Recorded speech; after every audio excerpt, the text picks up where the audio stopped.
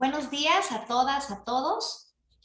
A nombre de la Comisión Estatal de los Derechos Humanos del Estado de Chiapas, les damos la más cordial bienvenida a nuestra plática número 6, la cual se denomina el derecho a la seguridad jurídica y el principio de la legalidad en el debido proceso.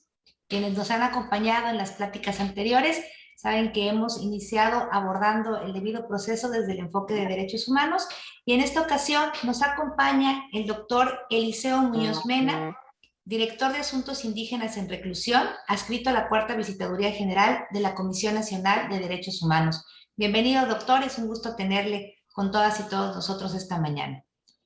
Gracias. Así también nos acompaña la maestra Claudia Ruiz Coutinho, quien es visitadora general especializada en la atención de asuntos de la mujer. Bienvenida, maestra, y le pido por favor sea tan amable de darnos el mensaje de bienvenida en representación de nuestro presidente, el licenciado Juan José Cepeda Bermúdez. Adelante, por favor. Gracias, Elenita. Buenos días, bienvenidas, bienvenidos. Saludo con mucho gusto a nombre del licenciado Juan José Cepeda Bermúdez, presidente de este organismo. A él, como saben, siempre le gusta estar en las pláticas de los lunes. Me lo ha dicho. Como es sabido, estos espacios de formación, promoción y difusión tienen como objetivo que la ciudadanía se informe y conozca cuáles son y cómo están protegidos los derechos fundamentales. Semana a semana, aquí los asuntos materia de este organismo defensor de los derechos humanos son estudiados y establecemos un diálogo con autoridades e instituciones de los 3 órdenes de gobierno obligadas a protegerlos y a respetarlos. Para abordar el derecho humano a la seguridad jurídica, tenemos hoy la distinguida presencia del doctor Eliseo Muñoz Mena, director del Programa de Asuntos Indígenas en Reclusión de la Cuarta Visitaduría de la Comisión Nacional de los Derechos Humanos. Le pido, doctor, que sea tan amable de ser portador de un afectuoso saludo de esta comisión a la maestra Rosario Piedra Ibarra, presidenta de la CNDH, amiga de esta comisión y amiga de los chiapanecos. Así también a nuestra paisana, la doctora Arely López Pérez, directora general de la Cuarta Visitaduría General. Antes de que el doctor Muñoz Mena nos haga su presentación, quisiera comentar brevemente que el derecho humano a la seguridad jurídica se refiere a que las autoridades solo pueden actuar de una forma determinada y siempre apegadas a la Constitución, leyes, códigos y reglamentos. Para entrar a la discusión en torno al derecho humano a la seguridad jurídica, es importante pensar que en el diario ejercicio del poder público existe el riesgo de que se den actos de autoridad supuestamente legales, pero que afectan de manera irreversible los intereses, bienes y propiedades de los gobernados, lo que podría provocar la destrucción de proyectos de vida personales, familiares y sociales. Partiendo de un Estado de Derecho con leyes y normas reconocidas y respetadas internacionalmente, con base en principios de valor y reconocimiento universales, el derecho humano a la seguridad jurídica se hace posible. Este derecho humano permite la certeza de que todo acto de los órganos del Estado se encuentre fundado y motivado por el derecho vigente. Su respeto o su inobservancia marcan la diferencia entre un Estado democrático de aquel que se distingue por ser autoritario.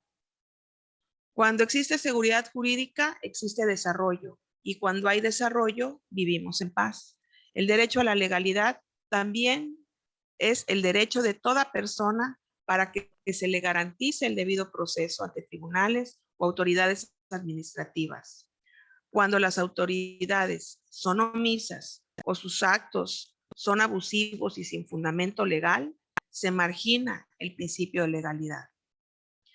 La libertad, el respeto al derecho de terceros y la intimidad personal solo tienen vigencia si hay seguridad jurídica.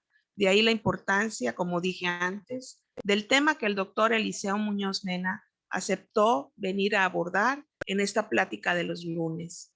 Y con ello contribuye al objetivo de hacer de los derechos humanos un estilo de vida. Feliz día y muchas gracias. Muchas gracias, maestra. Y para continuar con nuestra actividad de esta mañana, me permitiré compartir con ustedes parte de la semblanza, tanto académica como profesional, de nuestro invitado de esta mañana.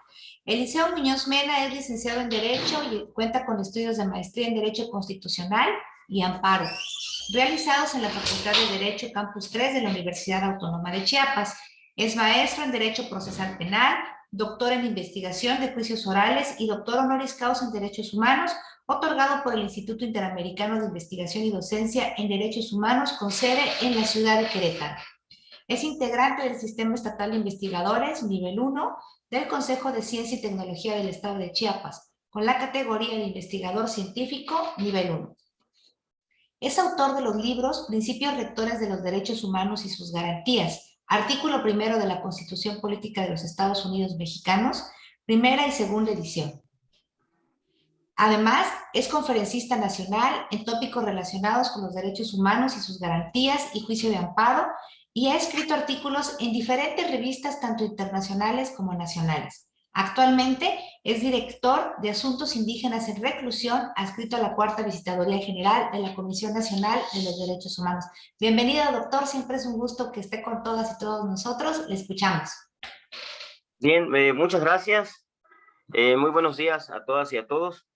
Pues en primer lugar, agradecer al señor presidente de la Comisión Estatal de los Derechos Humanos, el licenciado José Juan Cepeda Bermúdez, por la invitación realizada a través de la maestra María Elena Paniagua, Jiménez Paniagua, ¿verdad? Qué bárbaro. Muchas gracias, en verdad, por la invitación.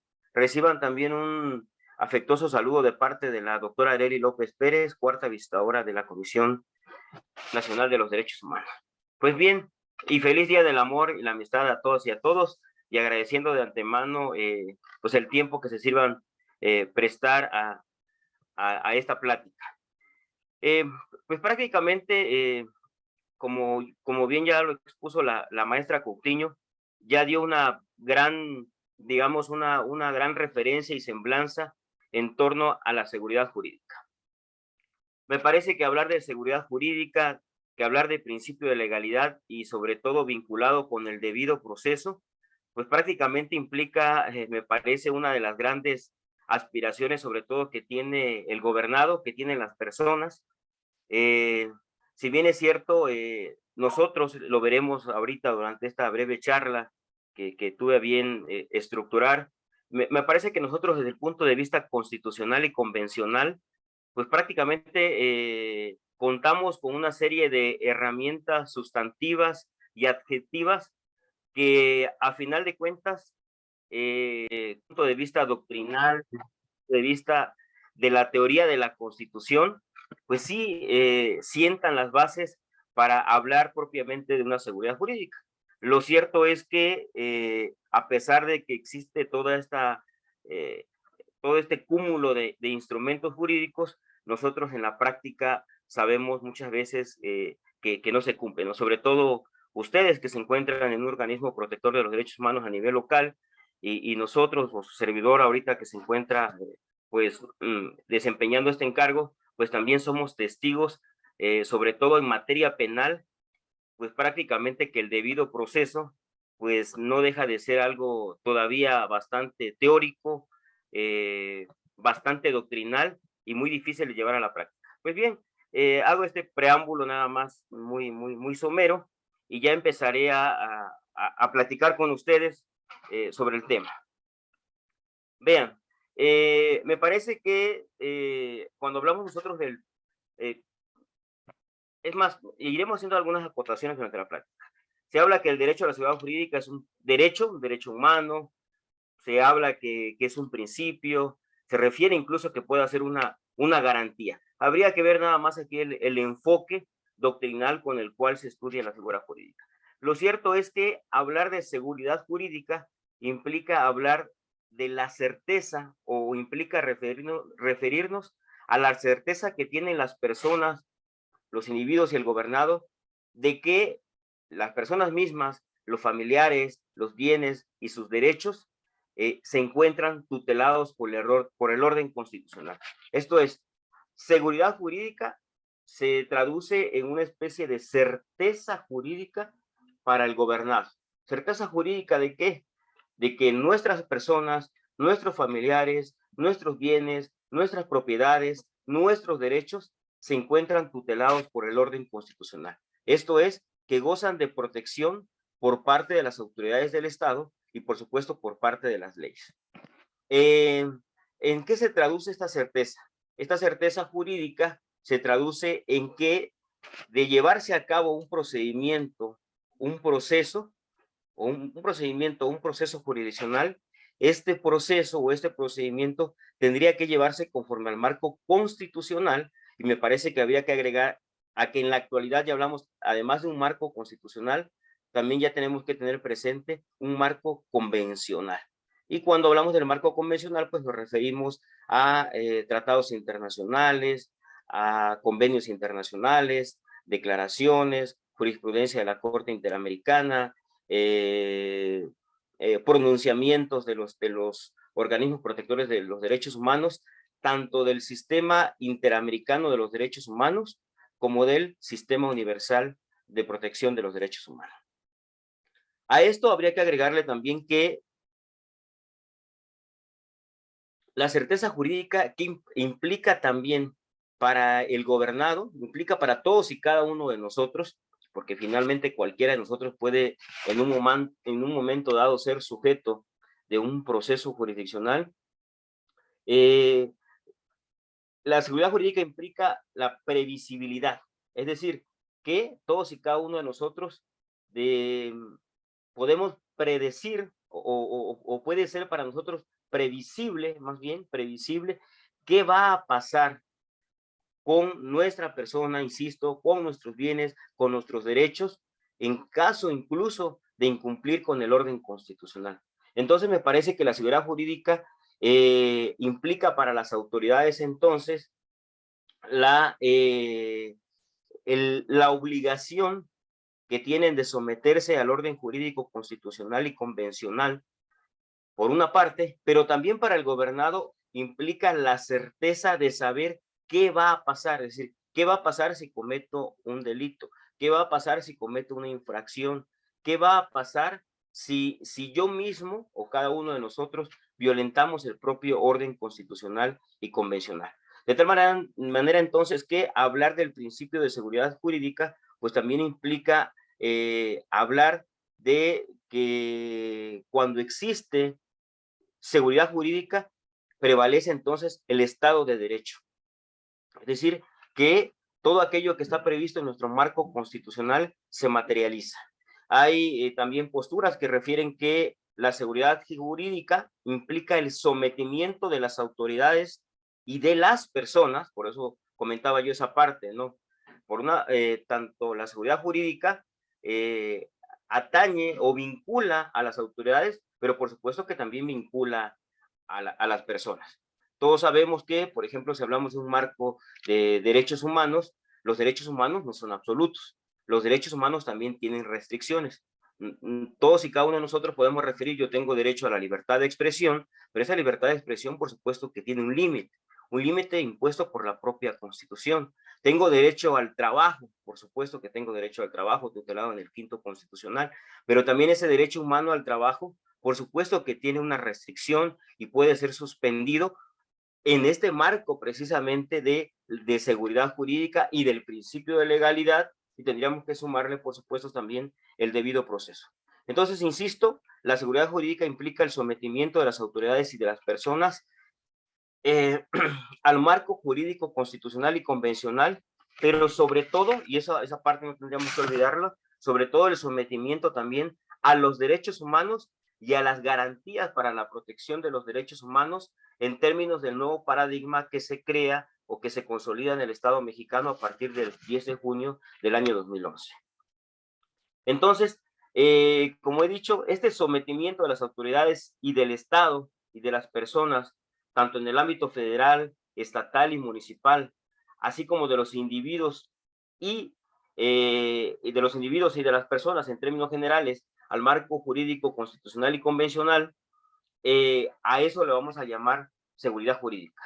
Digamos que en amplio sentido, la seguridad jurídica implica todo esto, que las autoridades, que las personas estemos sometidas al marco constitucional y convencional. Y cuando hablamos de autoridades, nos estamos refiriendo al Poder Ejecutivo, al Poder Legislativo, al Poder Judicial en su ámbito federal, estatal y municipal. De tal manera que ninguna autoridad del Estado mexicano pueda escaparse a estos estándares de seguridad jurídica que, como he dicho, implica en un estricto o con un enfoque de derechos humanos, implica entonces someterse a los derechos humanos y someterse a las garantías para la protección de los derechos humanos, como iremos viendo seguidamente.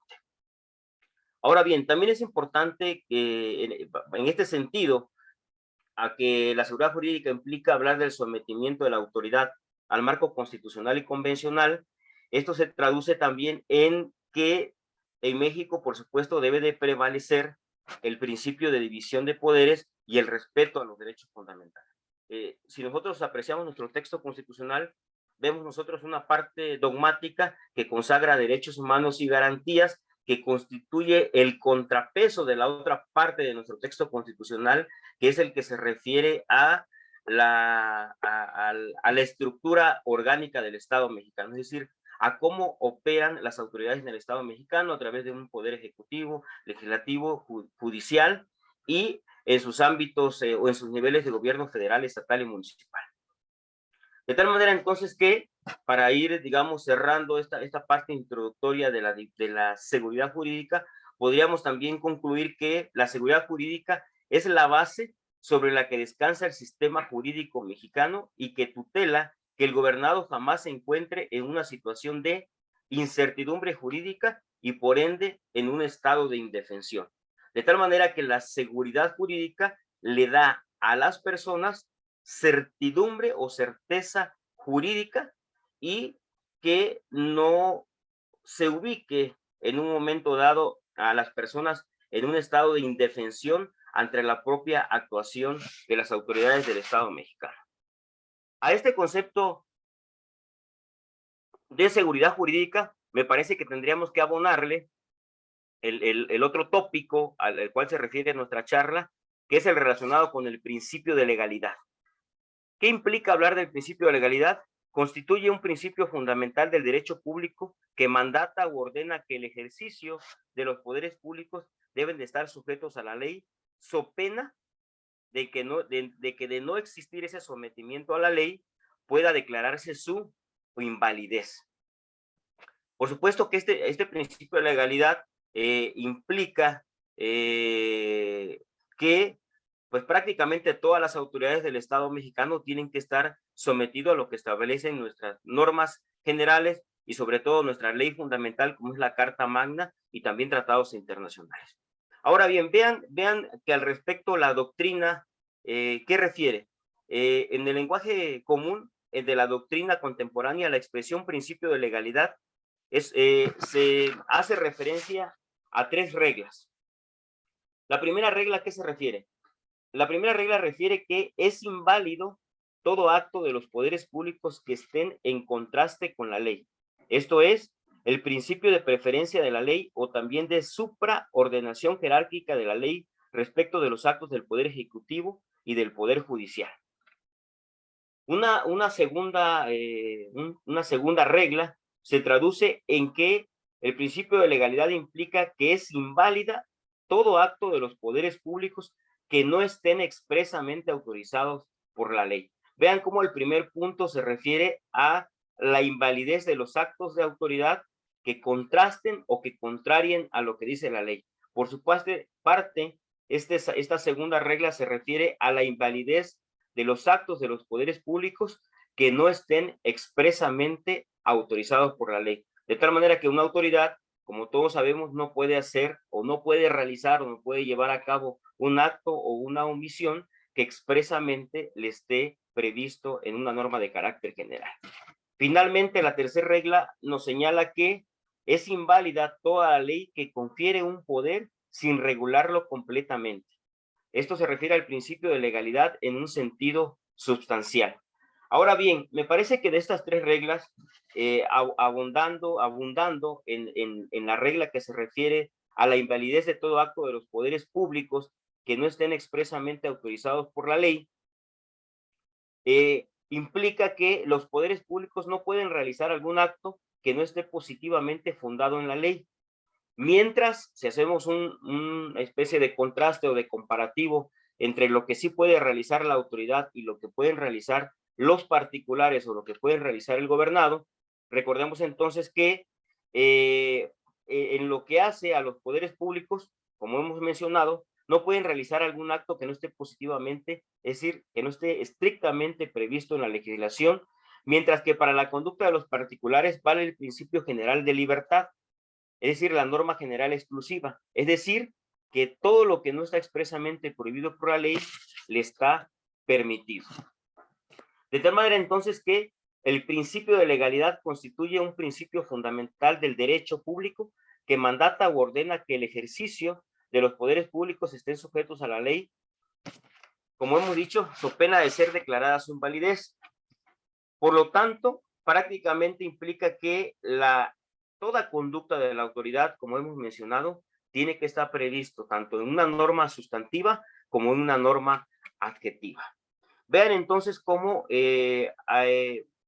tanto la seguridad jurídica como principio que consolida entonces esta certeza jurídica para el gobernado e impone obligaciones para la autoridad, de cierta manera se vincula su materialización con el principio de legalidad, que podríamos decir que es un principio un tanto más específico que consolida la seguridad jurídica en el sentido de establecer un sometimiento de las autoridades de forma específica a la ley. Y se refiere de un sometimiento tanto a las normas sustantivas como a las normas adjetivas. Ahora bien, me parece que si estos dos principios, tanto el de seguridad jurídica como el principio de legalidad, lo armonizamos con el debido proceso, y el hecho de hablar de debido proceso implica hablar de todas aquellas reglas, sobre todo de carácter procesal, a la que deberá estar sujeto todo proceso o procedimiento jurisdiccional. Entonces, podríamos decir que si vamos aterrizando, vamos, digamos, transitando de lo general a lo particular, en el sentido de que la seguridad jurídica, pues prácticamente, como lo hemos dicho, es el principio sobre el que descansa todo nuestro sistema jurídico e implica el sometimiento del orden constitucional y convencional prácticamente de todos los poderes del Estado. Cuando hablamos del principio de legalidad, estamos hablando de cuestiones relacionadas con competencia, con cuestiones procedimentales. Por eso me refiero a que hablar del principio de legalidad implica hablar del sometimiento de las autoridades a normas sustantivas como a normas adjetivas. Lo cierto es que cuando ya hablamos del debido proceso, que me parece es la parte sustancial de esta charla, prácticamente el debido proceso tiene que ver ya con reglas, con exigencias, con plazos, con condiciones, con requerimientos de naturaleza estrictamente procesal a las que habrán de sujetarse las autoridades formal y materialmente jurisdiccionales, las autoridades de procuración y administración de justicia, para efecto de hacer efectivo precisamente lo que nosotros conocemos como debido proceso.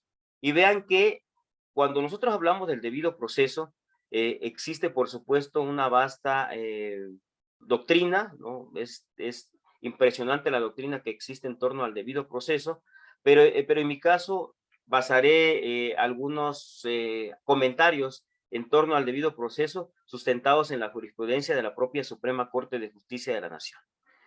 Al respecto, la Suprema Corte de Justicia de la Nación refiere que el derecho al debido proceso, en su contenido, en su materialización, implica la existencia de un núcleo duro de formalidades a las cuales deberán, como he dicho, sujetarse todo proceso, un proceso civil, un proceso mercantil, un proceso penal, un proceso laboral, un proceso administrativo, migratorio, agrario, etc.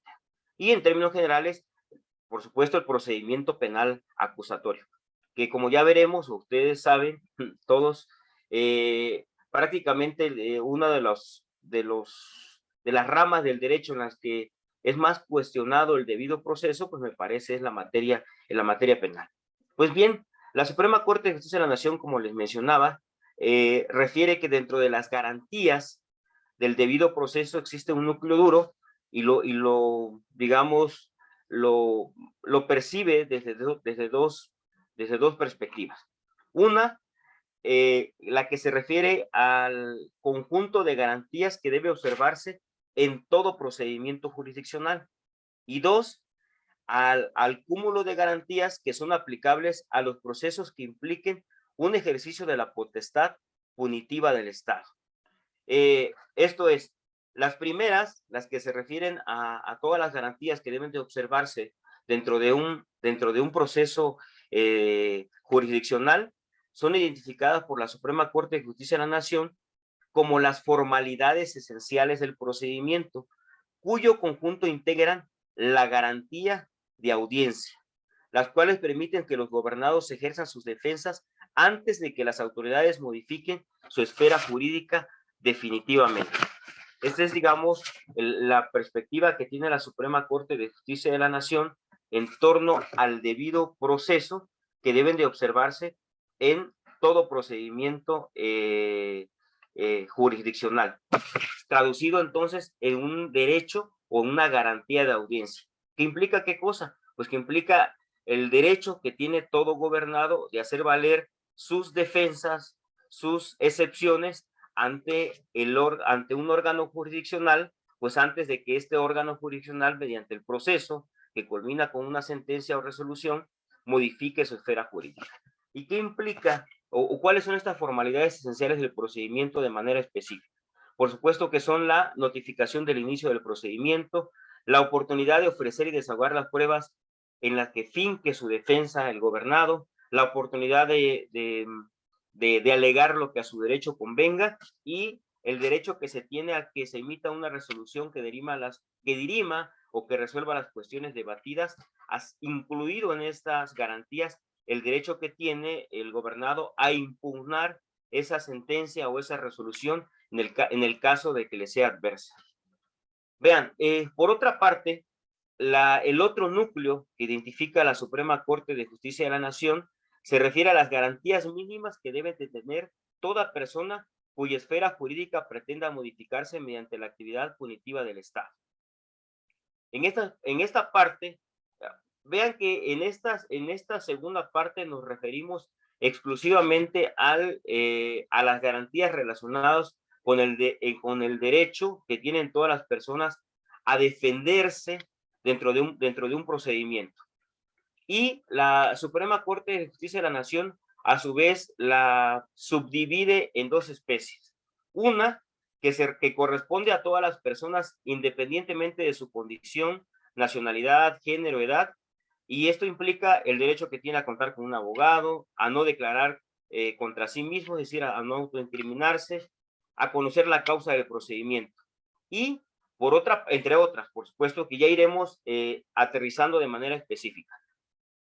Por su parte, la otra parte o el otro núcleo de garantías se refiere a la combinación del mínimo elenco de garantías relacionadas con el derecho de igualdad ante la ley, que protege a personas que puedan encontrarse en una situación de desventaja frente al ordenamiento jurídico por pertenecer a un grupo en condiciones de vulnerabilidad.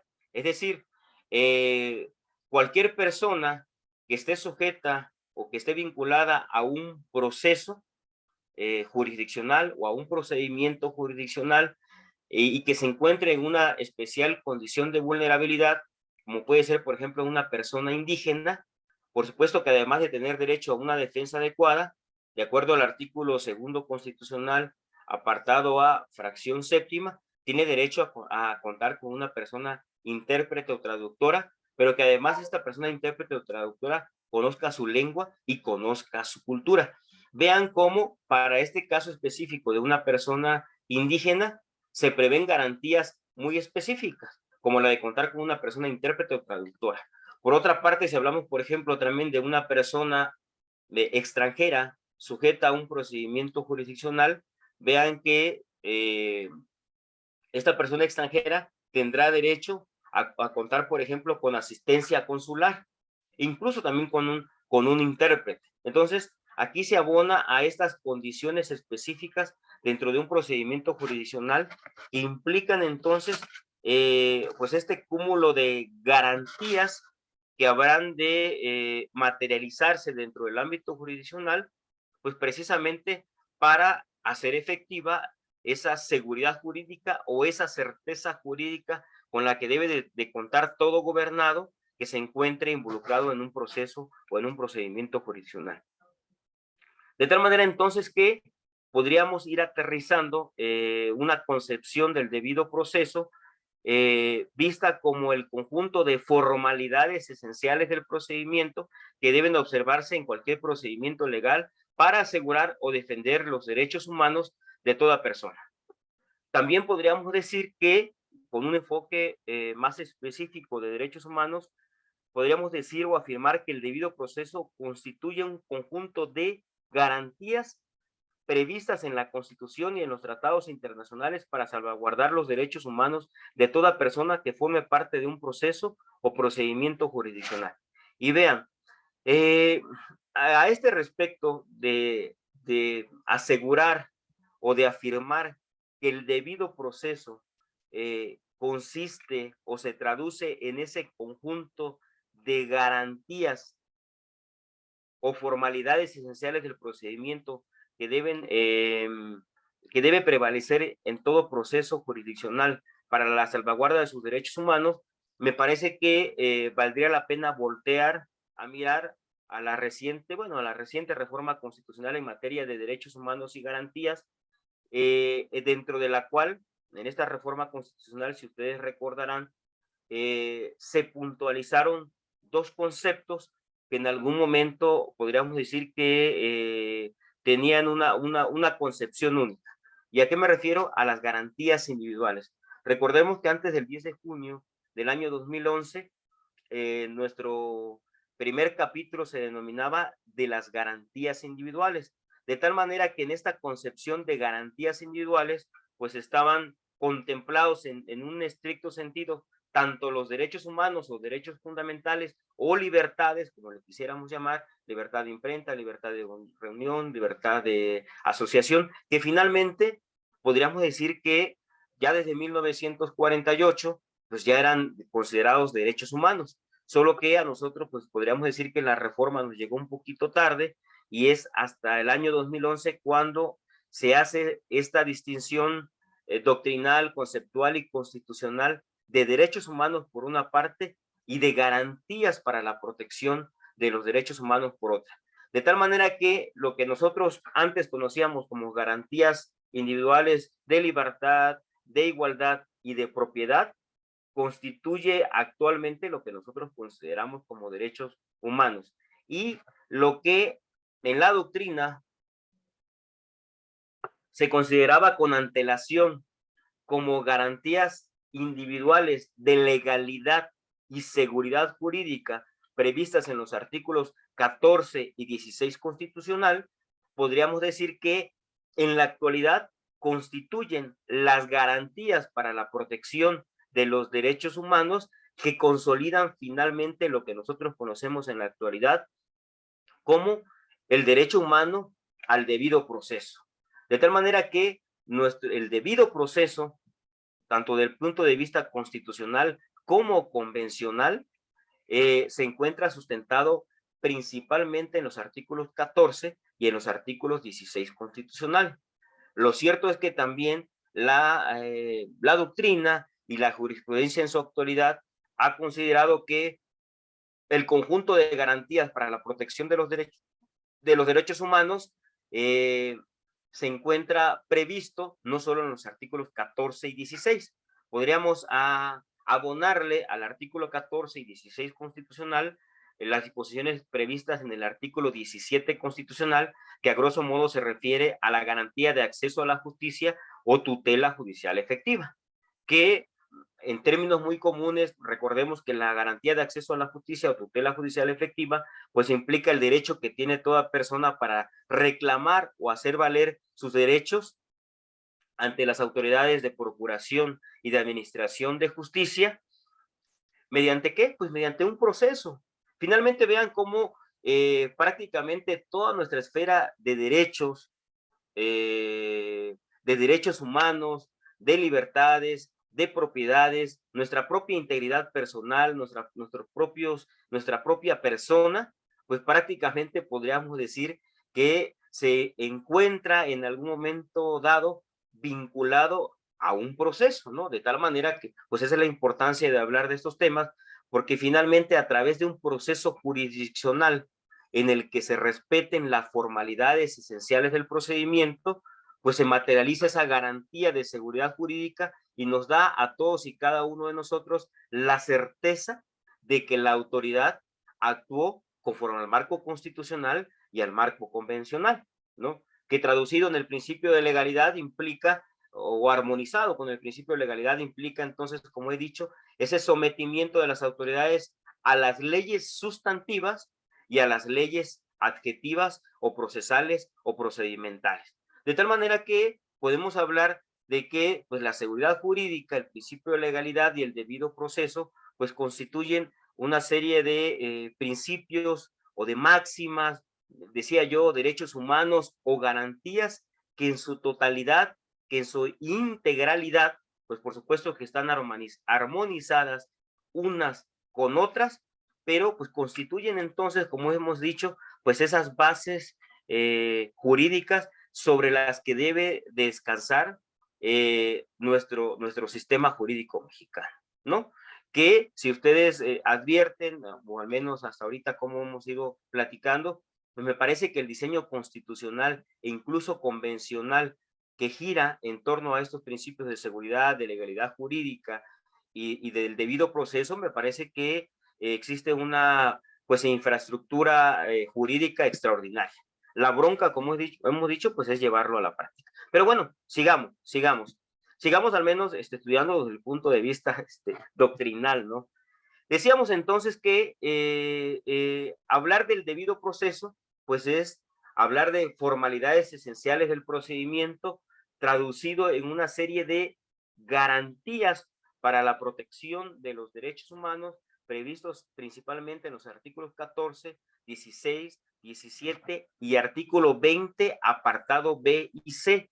Mencionamos al artículo 17 constitucional porque me parece que engloba a la garantía de acceso o tutela judicial efectiva, pues que implica el derecho que toda persona tiene de tocarle las puertas al Ministerio Público, de tocarle las puertas a un juez civil, a un juez mercantil, a un juez laboral, pues para que se resuelva una petición relacionada finalmente con algún derecho humano o con algún derecho, para que ésta se ventile a través de un proceso jurisdiccional y sea el órgano jurisdiccional quien a través de una sentencia o resolución pues dirima una posible controversia o dirima una controversia.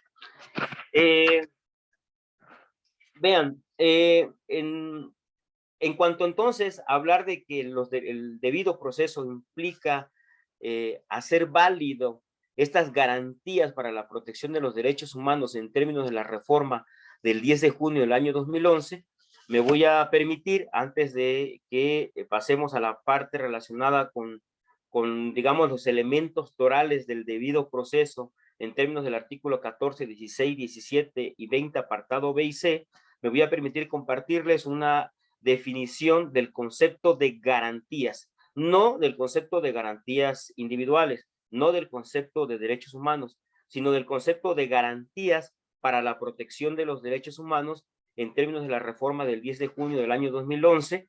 Es una definición, de hecho, propia, que yo la he sustentado en algunos de mis libros, y que se refiere a que las garantías son los medios o instrumentos jurídicos para la protección de los derechos humanos materializados a través de requisitos exigencias, restricciones y obligaciones previstas en la Constitución y en los tratados internacionales de los que el Estado mexicano es parte, y que la autoridad del Estado mexicano debe de cumplir estrictamente para justificar o acreditar la constitucionalidad y o convencionalidad de sus actos u omisiones que transgredan la esfera de los derechos humanos de las personas, previstas principalmente, como lo hemos manifestado, en los artículos 14, 16, 17 y artículos 20, apartado B y C.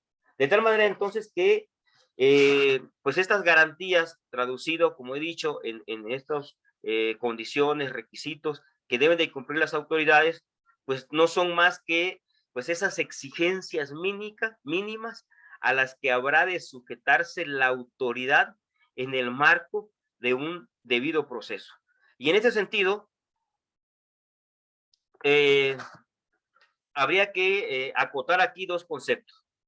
Vean, recordemos que cuando nosotros somos sometidos a la autoridad, digamos, a la actividad del Estado, en primer lugar, recordemos que los derechos humanos no son absolutos. Partiría yo de esa parte ya para ir cerrando mi participación. Recordemos que los derechos humanos no son absolutos. Yo mencionaba, o no lo menciono yo, lo dice la Constitución. Tengo derecho a la libertad de expresión, artículo 6º constitucional, por ejemplo.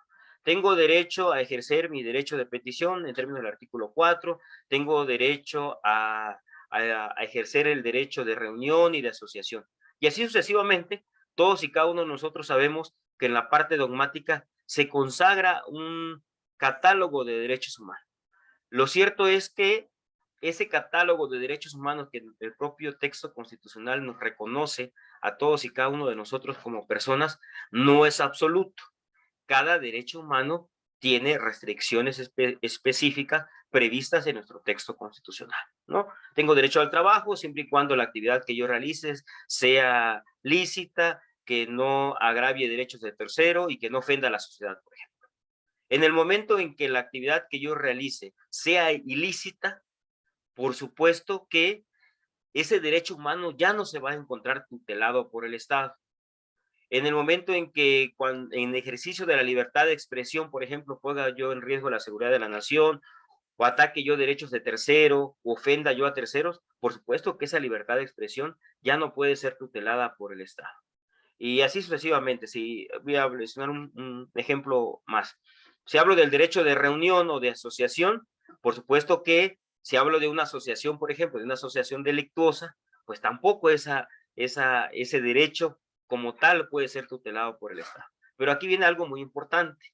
Si bien es cierto, los derechos, todos gozamos de derechos humanos, por una parte, y ese derecho humano goza de protección constitucional, en el momento en que nosotros nos ubicamos en el supuesto de haber transgredido o haber sobrepasado esos límites o esas restricciones que la propia Constitución establece, lo cierto es que a partir de ahí se activa la posibilidad de que el Estado entonces pueda afectar nuestra esfera de derechos humanos. ¿Cómo? Si realiza una conducta de delincuencia organizada, por ejemplo, pues se activa la posibilidad de que el Estado pueda iniciar un procedimiento penal acusatorio, por ejemplo, me pueda sujetar a proceso y finalmente dicte una sentencia o una pena de prisión en mi contra. Lo cierto es que aún cuando sea muy evidente digamos, esa propia transgresión que nosotros hagamos al ordenamiento jurídico en el sentido de violentar o de sobrepasar las barreras a las restricciones que tenemos en materia de derechos humanos, ojo, eso no le da el derecho al Estado de que actúe de manera arbitraria, ¿no? Es decir, el hecho de que sea muy evidente, voy a poner un ejemplo muy burdo, de que alguien tomó una metralleta y le disparó a 20 personas y existen grabaciones y existen videos de que la persona lo hizo, pues no le da derecho a la autoridad, por ejemplo, pues a que lo torture, a que no le haga válido su derecho a una defensa adecuada, entre muchas cuestiones. Que me parece que ahí es donde luego entramos, pues precisamente en un estado de violaciones al debido proceso, puesto que existen circunstancias que orillan muchas veces a que la autoridad actúe de manera arbitraria. Y lo cierto es que la autoridad no puede actuar de manera arbitraria, y precisamente no puede actuar de manera arbitraria, puesto que existen pues esas garantías para la protección de los derechos humanos previstos en nuestro texto constitucional, que nos van a generar a nosotros, a todos y cada uno de nosotros, la certeza jurídica de ser sujetos a un procedimiento jurisdiccional conforme a estas propias reglas constitucionales e incluso convencionales. Y en ese sentido, cuando hablaba yo de que si nosotros nos ubicamos en un supuesto de transgresión a nuestro propio ordenamiento constitucional, y eso nos podría ubicar en un supuesto de abrirle la puerta a la autoridad para que afecte nuestra esfera de derechos humanos, me parece que en la propia Constitución Política Mexicana se establecen en términos generales las dos formas en las que el Estado puede afectar nuestra esfera de derechos humanos, pero a su vez esta transgresión a nuestra esfera de derechos humanos por parte de las autoridades que deben estar sujetas a un debido proceso, pues por supuesto que también están condicionadas a reglas muy específicas. Y en este sentido me refiero a que, como todos sabemos, el artículo 14 constitucional, por ejemplo, refiere que nadie puede ser privado de su libertad, propiedades, posesiones o derechos. Entonces vean cómo ahí hay una declaratoria de protección o tutela de no ser privado o de no ser objeto de un acto privativo de los derechos humanos por parte de las autoridades, salvo que, es decir, el propio 14 constitucional dice por una parte, que a nadie se le puede privar de su libertad, propiedades, posesiones o derechos, pero por otra parte, refiere que la autoridad en una situación, digamos, extraordinaria, y esa situación extraordinaria me parece que es aquella que implica de que cuando nosotros, como gobernado, pues transgredimos el Estado de Derecho. Y en el momento en que nosotros como gobernado transgredimos nuestro Estado, el Estado de Derecho, puede hacerse efectivo este acto privativo de los derechos humanos siempre y cuando la autoridad cumpla condiciones muy específicas.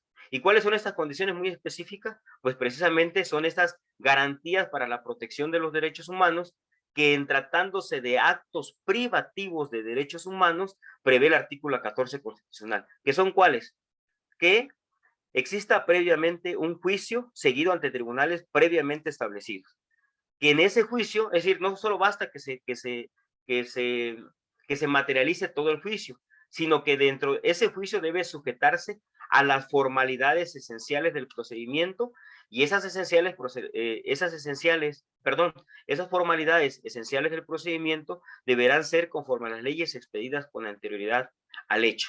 De tal manera entonces que veamos cómo el propio 14 constitucional, al prever la posibilidad de que podamos ser objetos de actos privativos de nuestros derechos humanos, sujeta a la autoridad a determinadas garantías para la protección de los derechos humanos. De tal manera que si la autoridad incumple con estas garantías, pues prácticamente en automático, podríamos decir, está violentando nuestros derechos humanos. Por otra parte, en tratándose de actos de molestia, pues esto nosotros lo tenemos regulados en el artículo 16, que dice que nadie puede ser molestado en su persona, familia, domicilios, papeles o posesiones, sino en virtud de mandamiento escrito, expedido por autoridad competente, que esté debidamente fundado y que esté debidamente motivado. De tal manera entonces que siempre que exista un acto de molestia por parte de una autoridad, este acto de molestia, para no ser acusado de arbitrario, de ilegal o de inconstitucional, debe estar sometido a estos estándares o estas garantías. ¿Cuáles son esas garantías a las que debe sujetarse todo acto de molestia? Pues un mandamiento escrito, que este mandamiento esté expedido por autoridad competente, que esté fundado y que esté motivado. Ahora bien,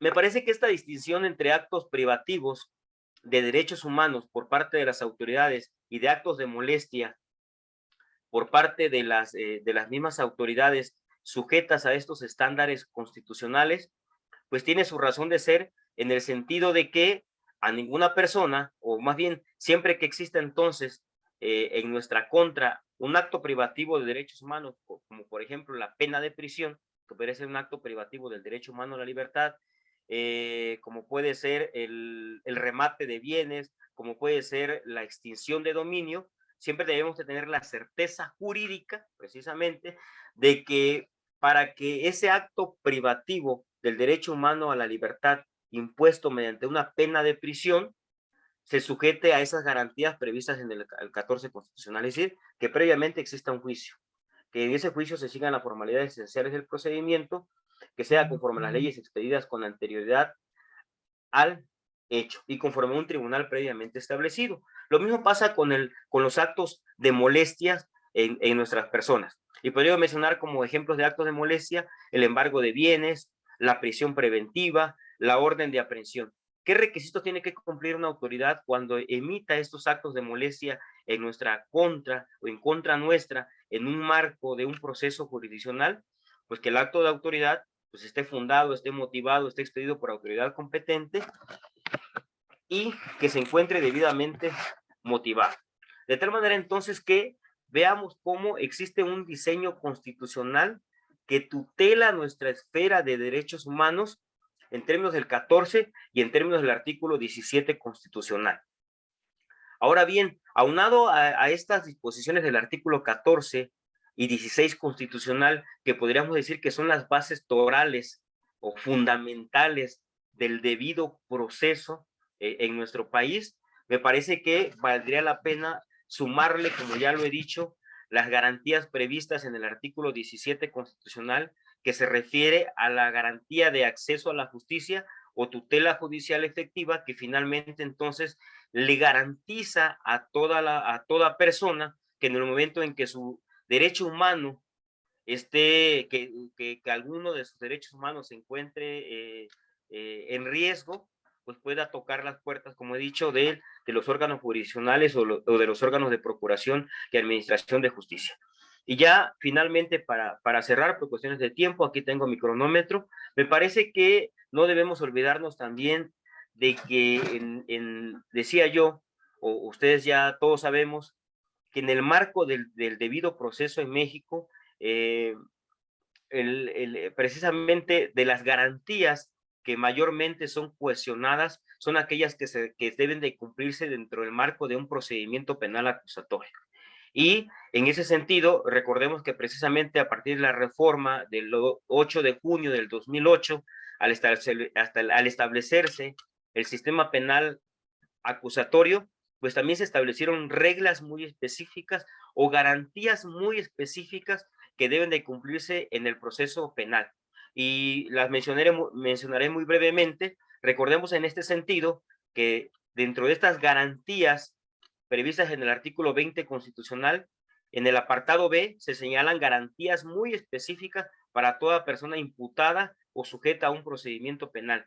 Y en el apartado C del artículo 20 constitucional, pues también se señalan garantías muy específicas dentro del marco del debido proceso penal a la que habrán de sujetarse todas las autoridades cuando se trate de víctimas. Y recordemos en ese sentido que resultan, por supuesto, fundamentales en lo que hace las garantías de toda persona imputada, la presunción de inocencia, el derecho a declarar o guardar silencio, el derecho a ser informados de los motivos de la detención y los derechos de toda persona detenida, el derecho a que se reciban pruebas para su defensa, a ser juzgado en audiencia pública por jueces o tribunales, a que se le faciliten los datos que obren en el expediente para su defensa, a ser juzgado en un plazo razonable, ¿no? Y vean que aquí la Constitución dice que una persona debe ser juzgada antes de 4 meses en delitos cuya pena no exceda de 2 años y antes de 1 año si la pena excede de 2 años.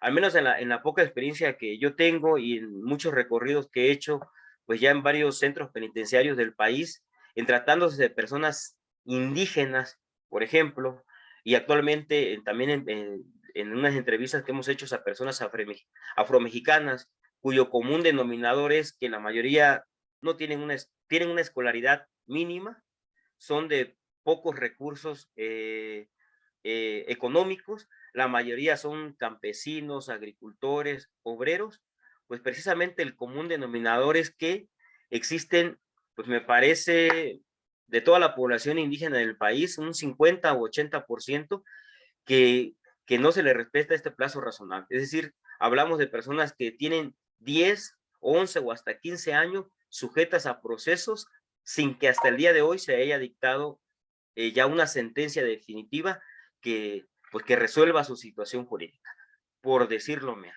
¿no? Aquí tendríamos que sumar también el derecho que tienen a una defensa adecuada.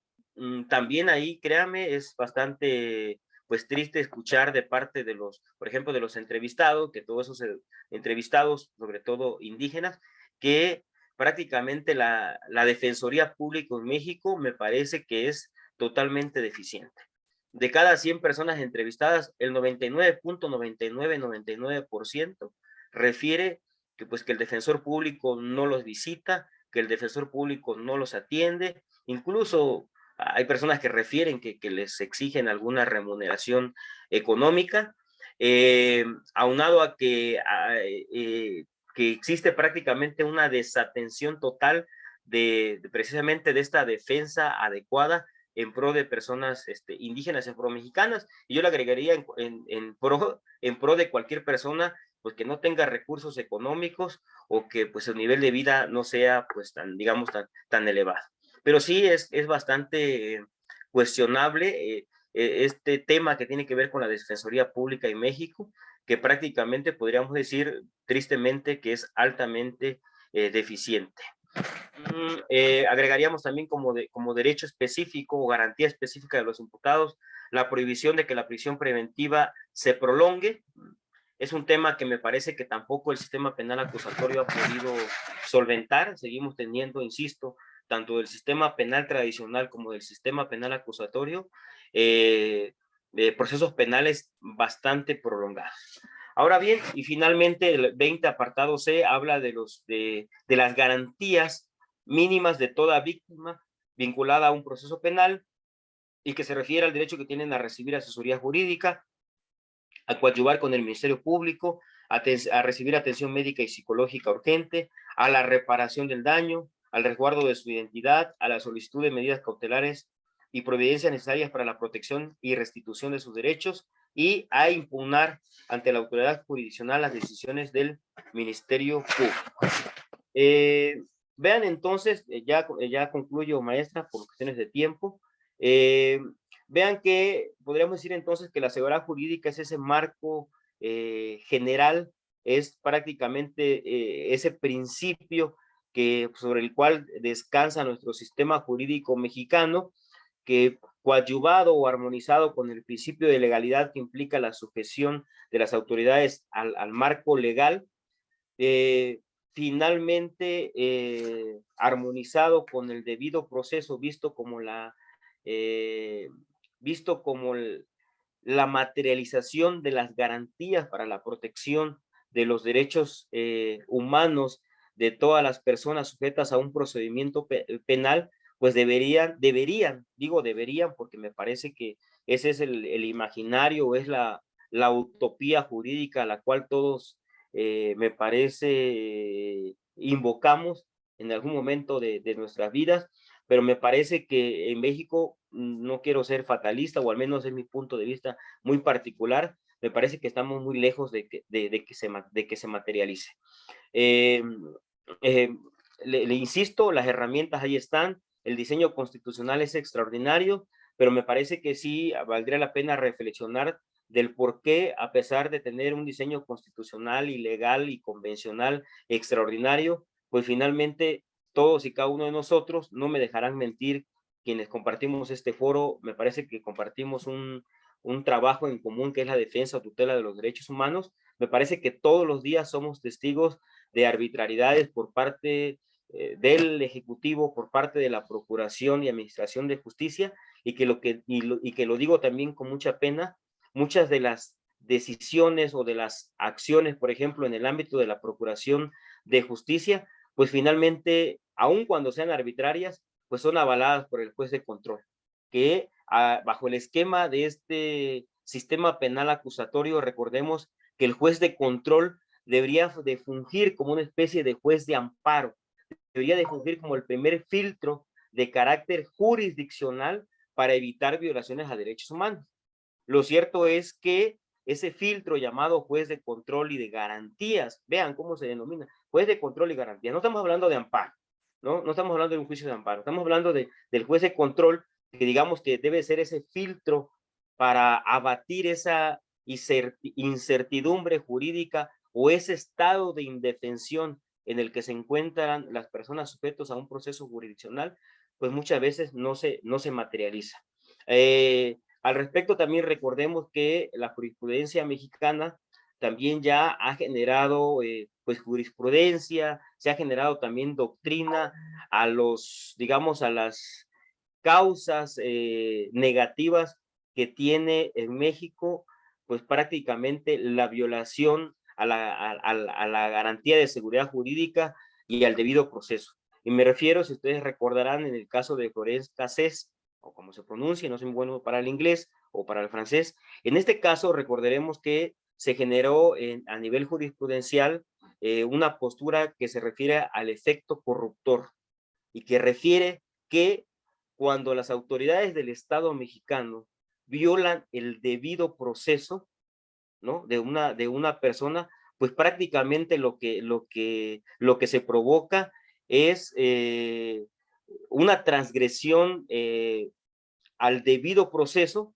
que tiene como consecuencia muchas de las veces, pues que ese proceso jurisdiccional se venga abajo, ¿no? Y que implique, ¿qué cosa? Poner incluso en libertad a la persona que está acusada de un delito sin ni tan siquiera entrar al fondo del asunto. Es decir, se deja muchas de las veces en libertad a una persona acusada de un delito sin entrar al fondo y demostrar si cometió o no cometió la conducta delictiva.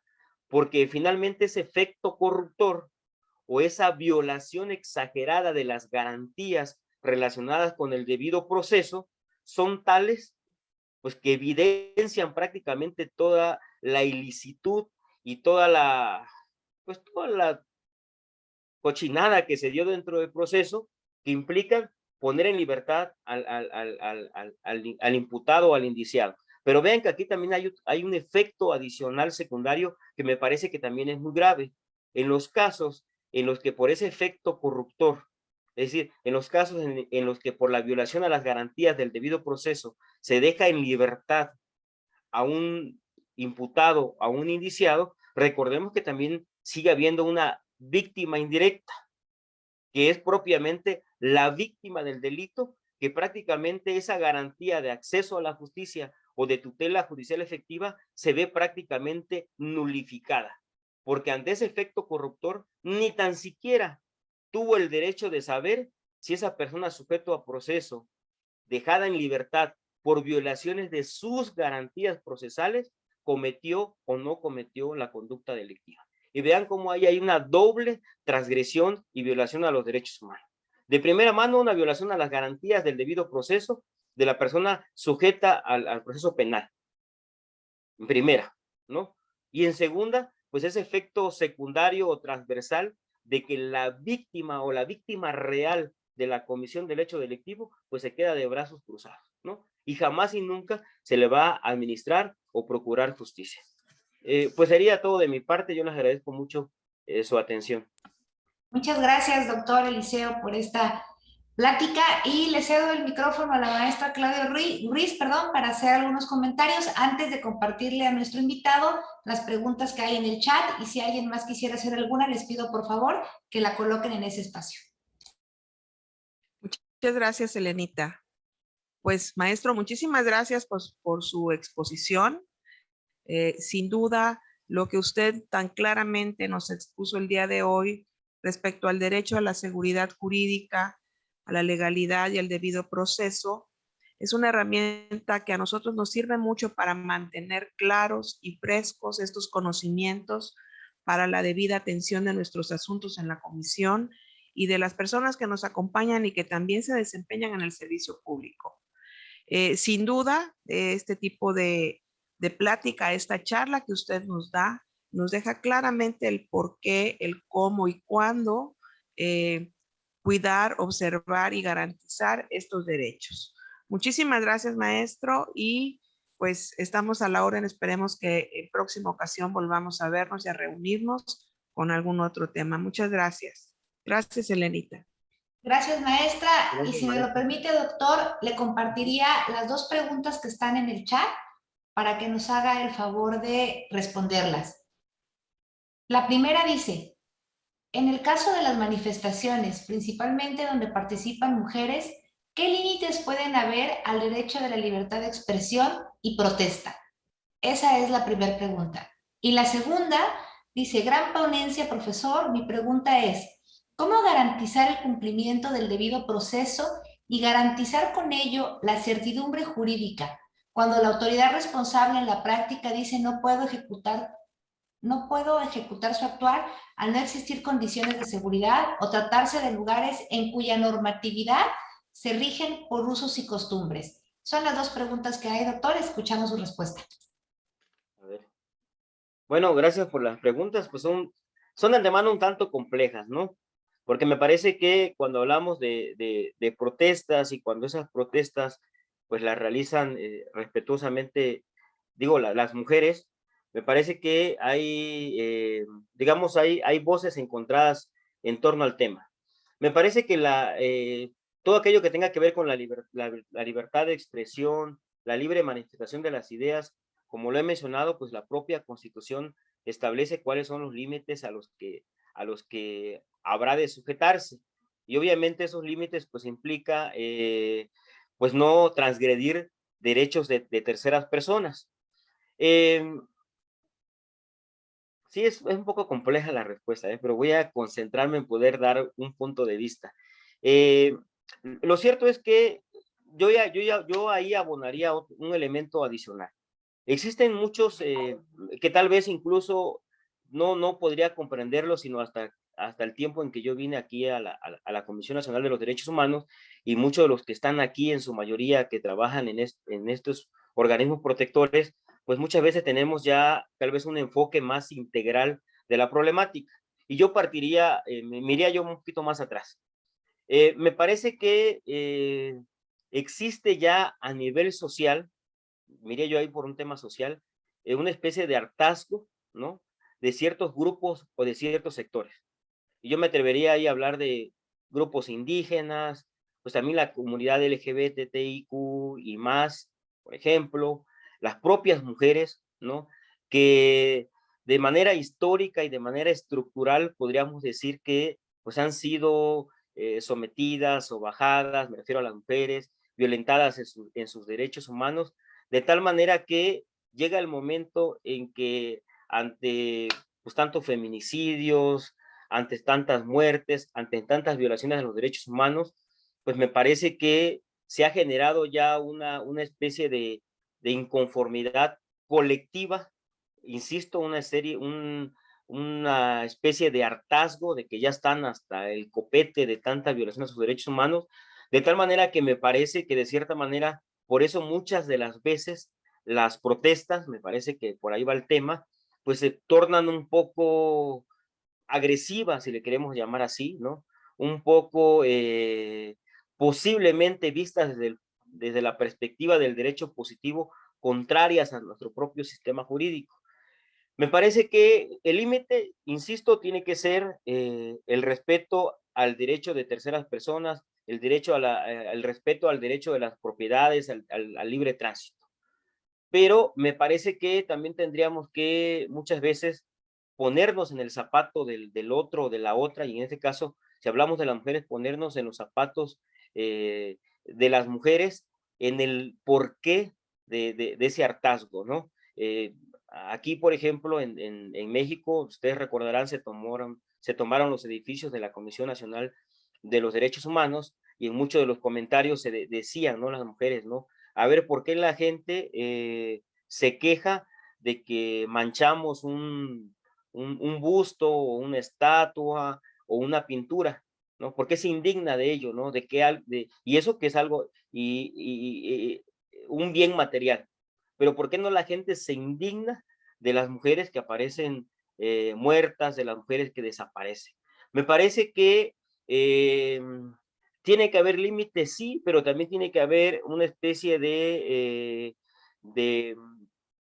empatía hacia estos movimientos que me parece que son bastantes legítimos y que vuelvo a repetir, no son sino el reflejo, precisamente me atrevería a decir, de la antítesis de lo que estamos platicando ahorita.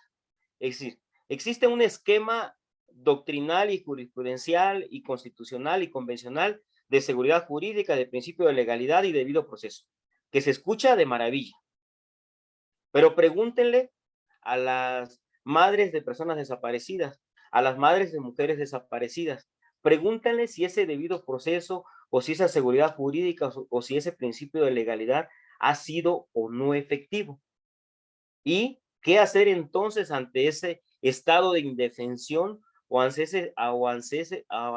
ese estado de impotencia de esa inseguridad jurídica creada por el propio Estado?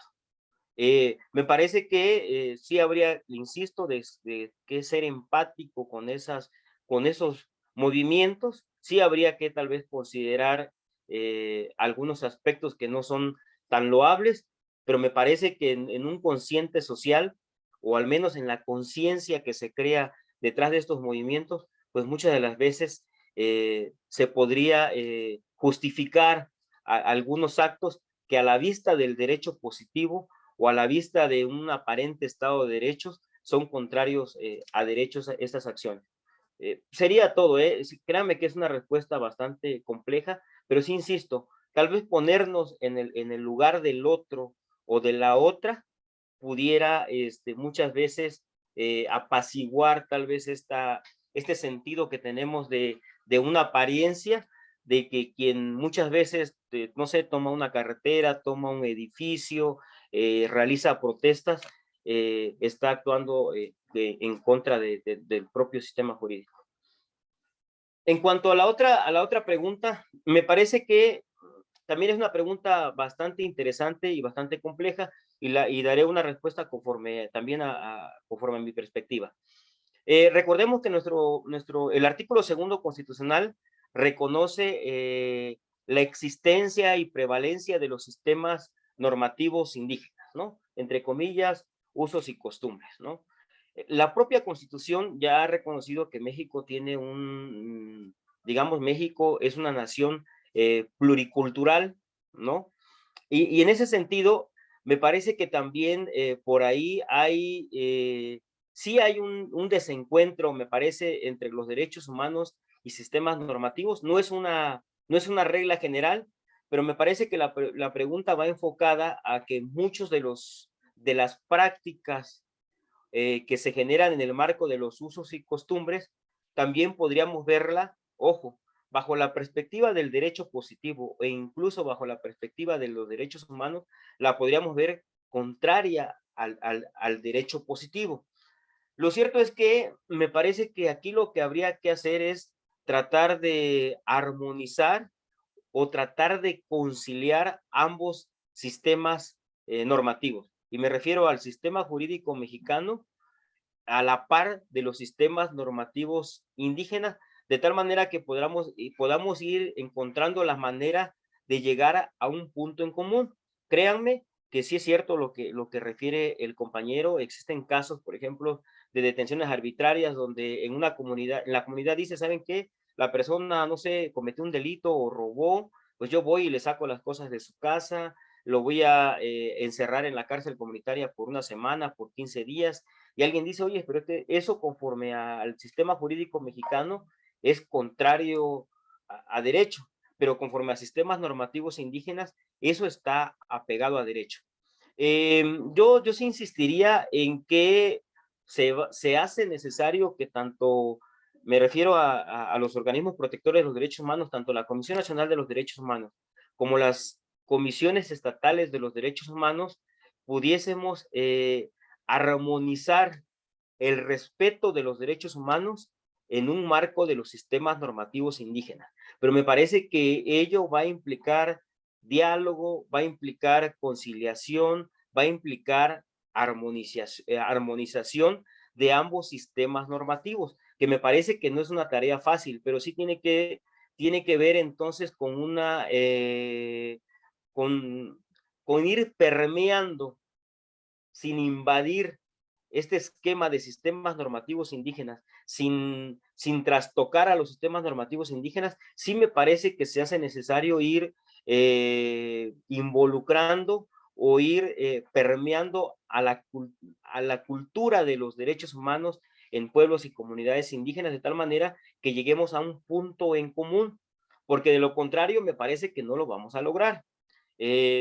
Ustedes ya sabrán, me imagino que se han ventilado con muchos casos en los que una persona de una comunidad les pide, por ejemplo, medidas cautelares porque la autoridad, la asamblea determinó que por no cumplir con las cooperaciones de los festejos, por ejemplo, pues lo van a expulsar de la comunidad, o les cortan el agua, o les cortan la energía eléctrica.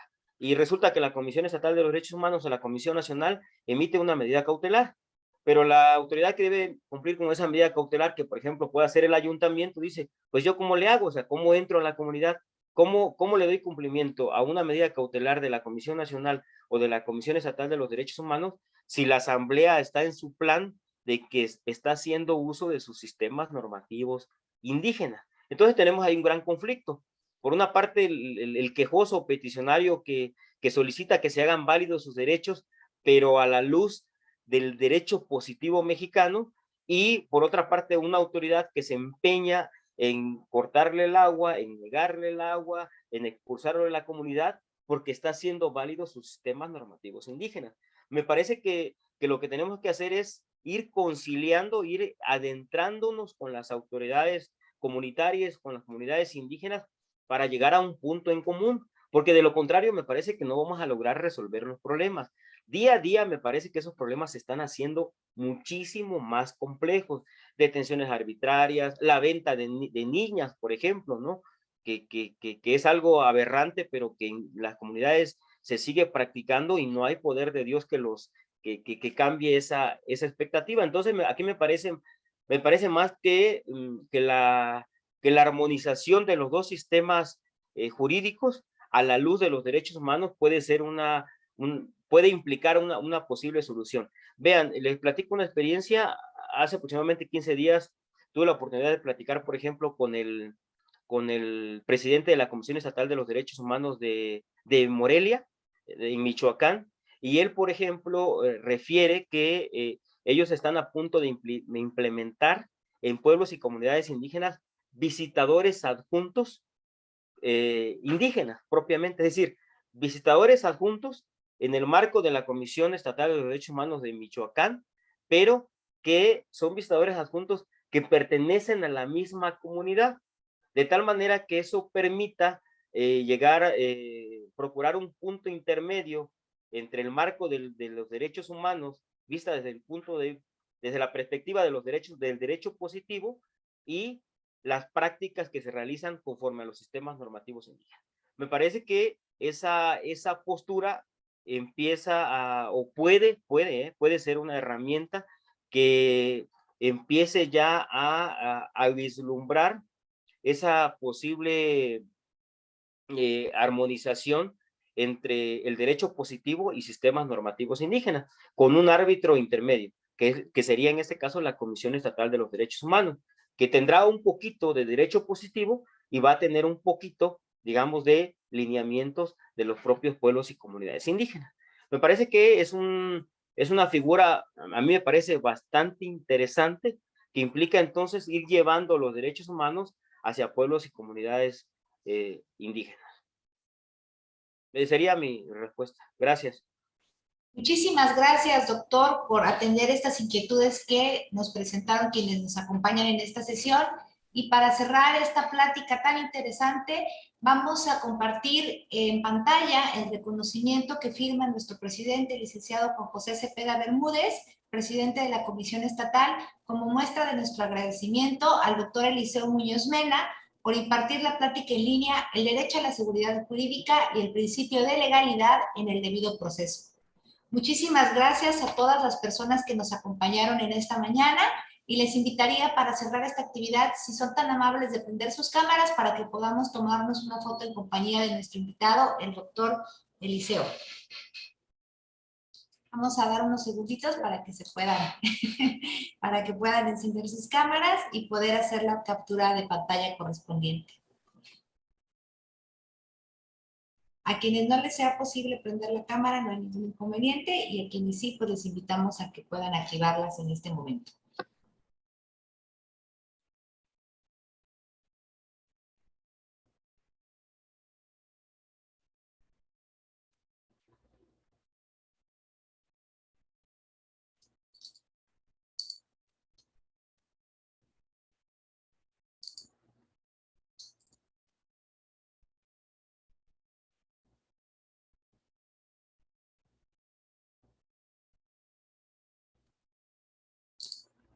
A la cuenta de 3 vamos a tomar la captura de pantalla. 1, 2, 3. Nuevamente, muchísimas gracias a todas, a todos. Les esperamos en la siguiente plática del lunes, que sería la número 7. Y están todas y todos invitados porque hablaremos sobre la interpretación de la jurisprudencia de la Corte Interamericana en el debido proceso. Muchísimas gracias y que tengan todas y todos un feliz Día del Amor y la Amistad. Muchas gracias y hasta la próxima. Gracias, doctor. Adiós. Gracias. Adiós.